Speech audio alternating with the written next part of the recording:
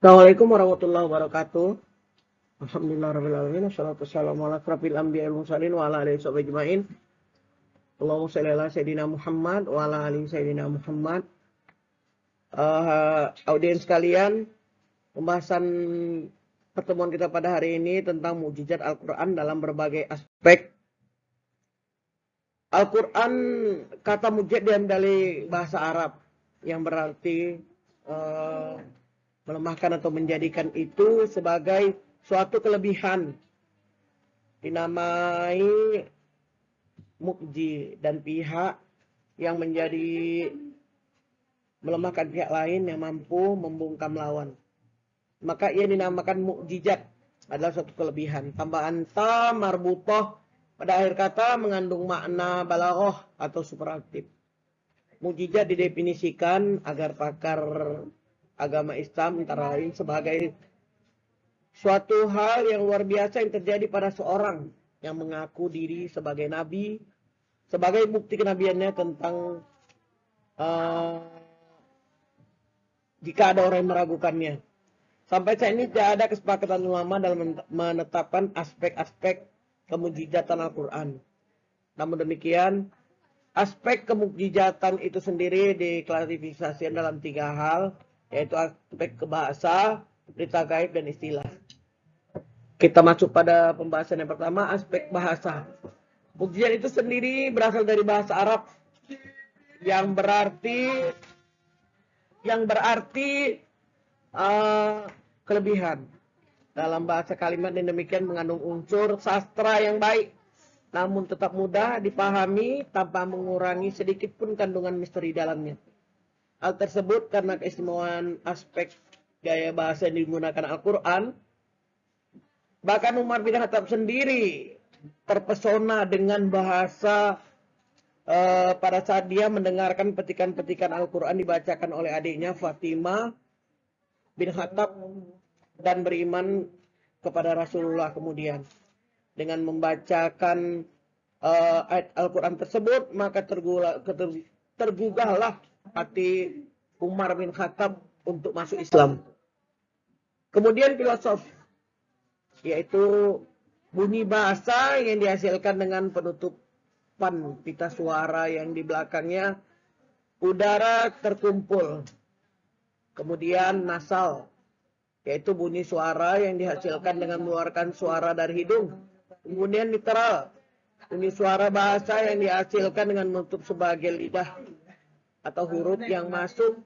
Kelompok ini adalah lam. D, getar suara. D, psikatif. F, filosofi. E, semi lokal. Kemudian B, aspek berita gaib.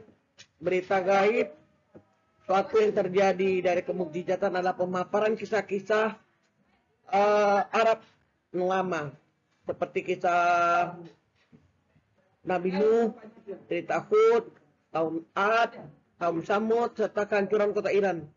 Terlukis dalam Halakoh, tenggelamnya dan selamatkan jasad Fir'aun, diungkapkan oleh kisah Yunus. Berita gaib kedua, ia akan datang di samping menyangkut peristiwa-peristiwa silam. Lewat kisah-kisah Al-Quran juga mengungkap peristiwa yang akan terjadi, baik di dunia maupun di akhirat nanti.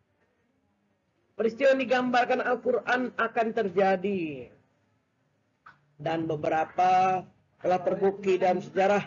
Berikut ini merupakan contoh kemenangan umat Islam dalam Quraisy. Datangnya kemenangan umat Islam atas kaum Quraisy digambarkan di kisah Romawi setelah kalahannya dan kemenangan umat Islam yang dinyatakan dalam surah Ar-Rum. Yang terakhir, aspek aspek isyarat ilmiah. Aspek lain adalah mukjizat Al-Quran adalah banyaknya isyarat ilmiah yang dikemukakan di dalamnya, dan kesemuanya belum diketahui manusia kecuali pada abad bahkan tahun-tahun terakhir ini. Nabi Muhammad SAW adalah orang yang ummi, tentu saja tidak bisa mengetahui jika tidak diberi wahyu oleh Allah Subhanahu wa taala mengenai hal itu. Syarat-syarat ilmiah itu dapat dilihat dalam beberapa bidang ilmu pengetahuan. Misalnya astronomi, penciptaan alam yakni teori Big Bang. Lapisan gas sebelum penciptaan galaksi, bentuk bulan oval bumi atau geografisnya, sinar bulan, pantulan dan sinar matahari, dan dirinya serta rotasi matahari. Begitu banyak kemukjizatan ilmiah yang terjadi di belahan bumi ini, semua menunjukkan kemukjizatan Al-Quran dan kebenaran Al-Quran. Karena Allah menjaga Al-Quran itu semenjak diciptakan sampai akhir bumi ini terjadi. Demikianlah penjelasan saya tentang aspek-aspek kemukjizatan Al-Quran. Semoga ada manfaatnya.